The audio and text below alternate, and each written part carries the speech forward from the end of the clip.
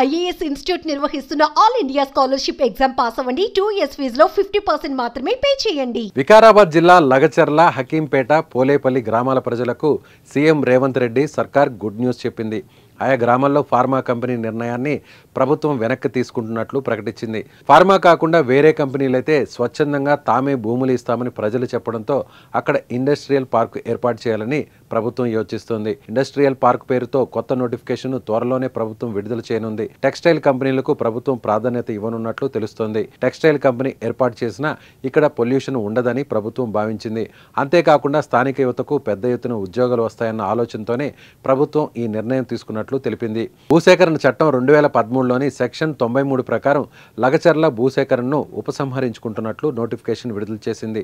గ్రామాల్లో సర్వే అనంతరం ఈ నిర్ణయం తీసుకున్నట్లు వికారాబాద్ జిల్లా కలెక్టర్ ప్రతీక్ జైన్ వెల్లడించారు. ఇక లగచర్లలో భూసేకరణ కోసం రైతులతో మాట్లాడేందుకు ఈ నెల 11న అక్కడికి వెళ్లిన వికారాబాద్ జిల్లా కలెక్టర్ ప్రతీక్ జైన్ అధికారులపై పలువురు దాడి చేయడం రాష్ట్ర వ్యాప్తంగా తీవ్ర కలకలం రేపింది.